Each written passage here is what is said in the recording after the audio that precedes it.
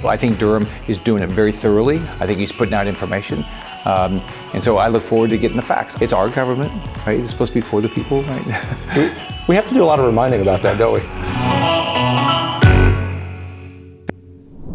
Welcome back to the Kevin Roberts Show. I'm Kevin Roberts, and this week we're diving into Special Counsel John Durham's latest filing on the origins of the FBI's Russia investigation. The latest information exposes the hypocrisy of not only the radical left, but just how far they'll go to advance the interest of the elite over that of the American people. The lack of fair coverage from the legacy media is perhaps not surprising, but it's certainly disappointing. If this is your first time watching, by the way, or listening, welcome. Each week, we're going to equip you to go on offense. It's what we do here at the Heritage Foundation every single day. It's also important because there's a lot of chatter in the conservative movement about who's right and who's wrong, that we find common ground among ourselves so that we can take back this country with smiles on our faces. And finally, we're going to outline what winning looks like for our movement, not just in 2022 and in 2024, but for the next 50 years. This week, we're examining what appears to be a high-tech Watergate situation, what we might call political espionage.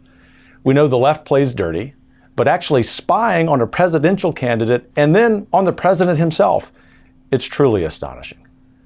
First, let me give you a brief explanation of what's going on. Special Counsel John Durham is investigating the Trump-Russia collusion probe.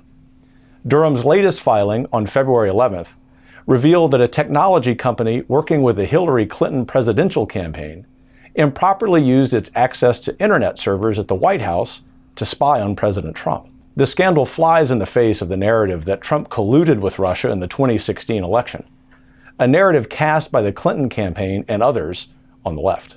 Americans deserve to know the truth. They deserve to know just how serious this really is. But the legacy media has yet again shown their hypocrisy. First, they refused to cover the story. Then they tried to spin it in a way that's critical of Trump. On a broader point, the situation highlights the power that tech companies wield. That's something we at Heritage take seriously. So seriously, we're going on offense against them.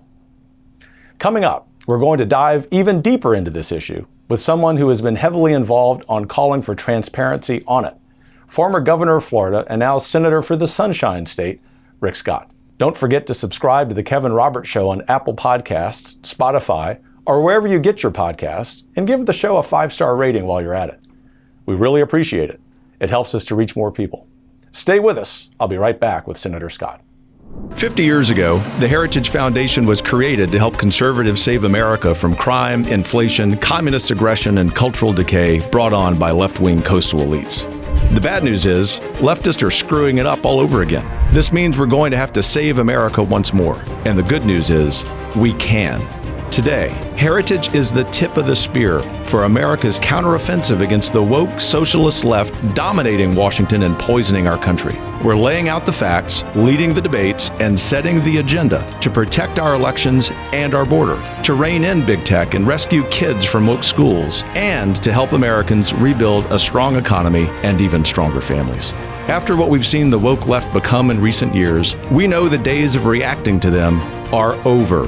From Congress to school boards to kitchen tables, conservatives need to go on offense every day, stay on offense, and win the fight for the next generation. Welcome back. We just walked a few blocks to sit down with Senator Scott in his office. Here's that interview. Senator Scott, thanks for joining us. So you have been a hero for a lot of us who are center-right, and I just want to say generally thanks for everything you're doing. But the first question is, the Democrat Party and the entire legacy media ran with a conspiracy theory that Donald Trump colluded with the Russians to steal the 2016 election. What are your thoughts about that? Well, first of all, it makes you mad. Because, Exactly. I mean, it's just a complete lie. I mean, the Clinton campaign and the left, they lie about this. Then they spied to try to make it true, right? And the media just went along with this Democrat narrative. So they need to start holding people accountable. The media start showing up. The Clinton campaign, Clinton, Nadler, Schiff, who said they had this information, which was not true. I mean, the media needs to start holding them accountable. We also need to make sure that Attorney General Garland gives Durham the resources to do a thorough investigation, but the media's got to start showing up and doing their job. Related question, which you've been very involved in, is the Durham investigation. So you've pushed for status updates through this whole period. I'm sure some of your constituents, some of our friends at Heritage have said, why can't we get status updates? Why do we need that special counsel investigation now? Well, I don't have any belief that Garland would do his job. I don't either. I mean, I don't think he'd do his job. So I think we have to have a special counsel. I think Durham is doing it very thoroughly. I mean, look, we'd all like to know what's happening every second, right? That's how we all are as individuals. But I think he's doing a thorough investigation. I think he's putting out information. And so I look forward to getting the facts. I don't want anybody to, I don't want to say, I know that everybody did everything wrong, but let's get the facts and we'll know. And if you did something wrong, you need to be held accountable. And just a follow-up statement, if you don't mind, we just don't have the facts. I mean, your point there is not a partisan one. It's not an ideological one. It's the beauty of the special counsel law, which is that the American people are owed the facts. Right. It's our government, right? It's supposed to be for the people, right? We have to do a lot of reminding about that, don't we? It's not. I mean, I've been up here 3 years, and it's like the information the federal government wants to put out is all massaged. It just makes you mad. They massage everything. They hide things. They don't want to give it to you. Oh, they give you information in a classified briefing because, it wasn't classified. They just don't want anybody to know it. One of the things you're good about, and you're modest, I'm sure you don't want to take the compliment, but I'm giving it to you on behalf of Heritage, is figuring out how we tackle that problem of the lack of transparency. And one of the things you've done recently is lead the effort regarding a letter with 45 of your colleagues, which alone is an accomplishment, about the prosecutorial independence of Mr. Durham. Speak to that. Well, we put together a letter saying that the Attorney General needs to make sure that Durham has all the resources and will be treated in an independent manner so Durham can actually do his job. So we can all find out. Whatever the facts are, the facts are. But in the meantime, I wish the media would start doing their job. They were all in on that Trump guy. He was doing something wrong. And this is not about Trump. This is about making sure that if you're going to accuse, you're going to spy on a president, any president. If you spy on Biden, you shouldn't be doing that. That's right. So speaking of President Biden, what do you expect him and his administration to do with this investigation once they get the report? Well, they're going to try to hide it. I mean, it's fascinating up here how these people from the Biden administration come to a committee, and nothing what they're saying is truthful. They don't want to give us information. They redact everything. I mean, they are so scared of the media knowing things. It's our country. It's our government. We should know everything. So for people watching this who are very interested in just getting the facts, whatever the facts may be, what would you tell them about the possibilities of this investigation being made public and the power that you have as a senator, or for that matter, the power a senator left of center may have to make sure that the American people have access to the investigation? We've got to do everything we can. One, we've got to do everything we can to make sure Durham has the resources. Mm-hmm. That's one. And allowing him to do his job. And number two is when it's finished, you should know.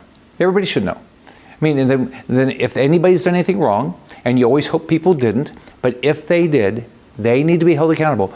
If you do something wrong, you're going to get held accountable. That's it. I mean, we're all supposed to comply with the laws of this country. So if somebody's done something wrong, they need to be held accountable. I hope they didn't, but if they did, they need to be held accountable. Speaking of holding people accountable, it used to be in this country that we could count on the media, even if they had, at that point, a slight leftward tilt, to hold all of us accountable. What grade would you give the media when it comes to this particular investigation? It's whether it's this investigation and so many things. I mean, the media's sort of picked which side, mm-hmm. and that's what they want to tell us. I mean, it's fascinating right now. It's like the left wants to silence us, and they just here's all you get to know. We don't, you're not really that smart, so we're going to only give you this amount of stuff because we know you don't really understand it. So and by the way, we do have beliefs, and we're they probably went to better schools than some of us, and so they know better. That's how they think. So it's not just me as a newcomer to D.C. that I feel this condescending nature from the self-appointed elites. You, a U.S. Senator, former governor, feel this as well. Don't feel comfortable that anything that comes out of the federal government is not massaged. Everything's massaged up here. And by the way, you wouldn't want to embarrass anybody for doing a bad job or hold them accountable. Not up here. No. Well, hopefully we can change that. So we will. I love your confidence. with Heritage. Senator, you can count on the Heritage Foundation to be with you on this, whatever we need to do. To that point, in one respect, can we expect any kind of bipartisan support for this effort? Oh, you'd like it, but I mean, it's right now. It's shirts and skins up here. I mean, there's no. You know what? You want to get cooperation? Raise taxes, spend somebody else's money. That's why. Other than that, there's not much. You're not asking for this. I want to be clear. No one's going to get cooperation from you or from Heritage on that. And in fact, it's the next question I wanted to ask you, and that's fiscal restraint.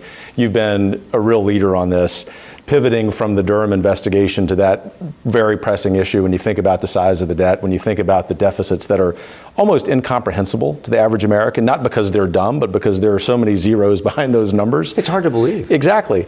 What kind of optimism might you offer us in terms of a plan that you're working on, your colleagues are working on, that Heritage can help you with? First off, I think about it this way. I would not do to my children, and you wouldn't do to your children, what our government is doing to people in this country. They're telling people, oh, trust government, we're gonna take care of you, knowing they don't have the money to do it. They're promising them benefits that they know they can't pay. Right? They promise them health care benefits with Medicare when Medicare is going bankrupt. They promise them Social Security. Social Security is going bankrupt. Who would do that to somebody else? That's exactly what your government's doing right now.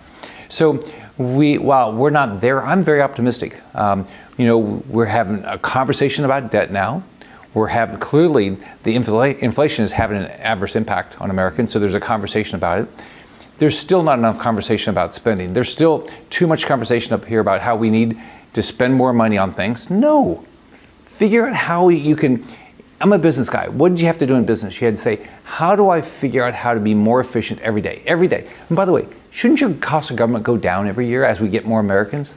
You would think. We should share it, right? And if we get less people on government programs because they're successful on their own, that should cost us less. Not up here. No, and the average American, even those who may have voted for President Biden, understand that. That's the opportunity we have as a movement and as a country. Look, Senator, I would sit here for a few hours and talk with you, but we need to let you go charge some hills. And so I'll ask you one more question on a related but different topic, and that is about vaccine mandates. You've been also a leader on fighting those when it comes to healthcare workers, military personnel. What's the status of that fight right now? Well, we're fighting it. We haven't won yet. It's real simple to me. Okay, I love my mom. First off, I hate her telling me what to do. You should be able to make these decisions. You're smart. My adopted dad has 6th grade education. My mom had 11th grade education. They weren't dumb. They just didn't have a lot of education. They can make good decisions. People shouldn't be telling us how to lead our lives. Don't tell me I have to have a vaccine. Don't tell me I have to wear a mask. I can figure this out. I want to be healthy. I want to be safe. I don't want to make somebody else sick. Stop telling us what to do. So we're trying. We're gonna have some votes, hopefully today, hopefully next week over it.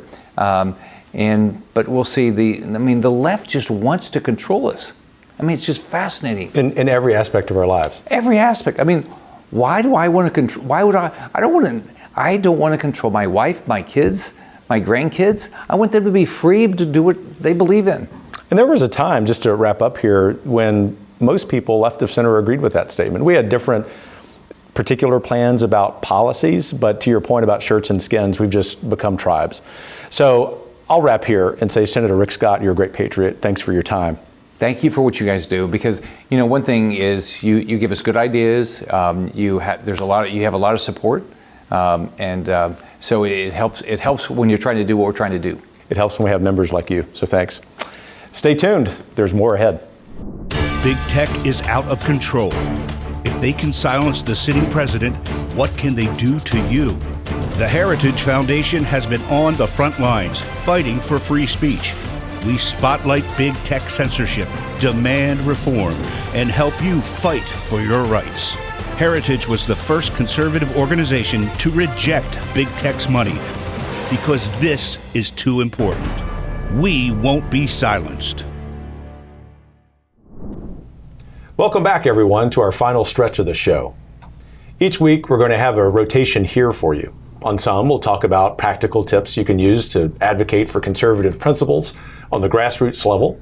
And others, we'll get together with allies across the movement to discuss how we can work together to advance our common values. Next up, we're speaking with Heritage's very own Mike Howell. He's leading our brand new Conservative Oversight Project. Mike, you're a man of action, and in a town where a lot of people talk about doing stuff, one of the many things that we value about you is you say, I'm going to go do it. I'm going to charge the hill. And you laugh, which is great. Tell me about the Oversight Project. Well, thank you, Dr. Roberts. So the Oversight Project is one of the ways we're really putting into action the ethos you set up here that we're going on offense. So the Oversight Project is a recognition that the next couple of years on Capitol Hill and throughout the country, some of these major questions of oversight will come to the front of the public consciousness. These are arguments about getting documents and information out of the government, which was supposed to be the most transparent administration in history. It's not. It's at the state level. What are they teaching your kids in the schools?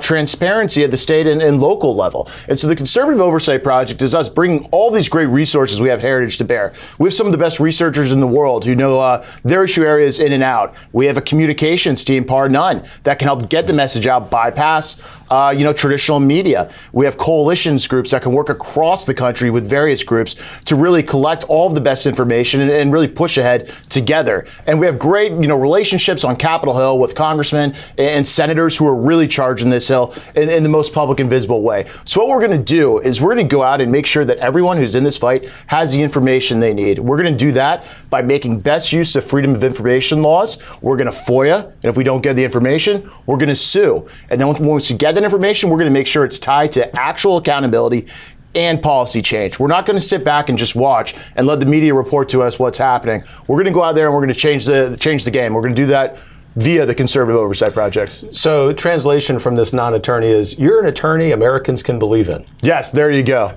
And what are we going to find? Well, we got a lot out there because the Biden administration's got a free pass for the past year and some change. They have not been asked any tough questions. The legacy media is basically an extension of the Biden administration. So there's no shortage of work. We've identified some key areas we really want to zone in. I think one major example is what's happening on our nation's border. This is the worst border crisis in history. I think one thing we're going to find is that it happened on purpose. I know you and I, we assume so much because we can see the decisions that were made and the predictable outcomes.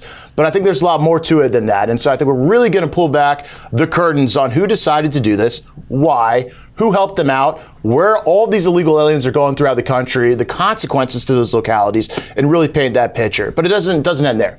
Big tech's a huge problem. One thing that we're realizing is that the government has lined up side by side with big tech.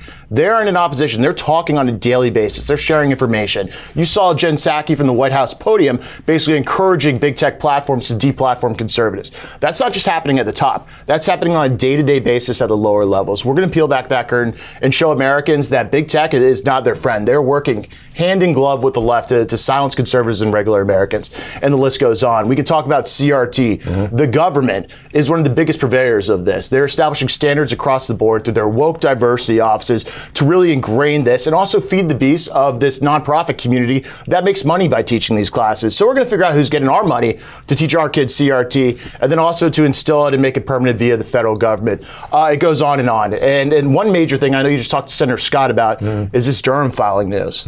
So Senator Scott is charging up the hill, as we like to say, and he's got 40 senators plus alongside him. And so our job here at the Conservative Oversight Project is to back him up. And I think the way we're going to do that is we're going to amplify what they're asking, what they find out, because we know the media is not going to cover it. And as you can see already, the media is already playing defense for the Clinton campaign after they got caught spying. We're going to help break through and get the real message to the people, working with Senator Scott and others who are charging up those hills and our allies across the movement. So we're really excited. There's no shortage of work to be done. We'll be very busy.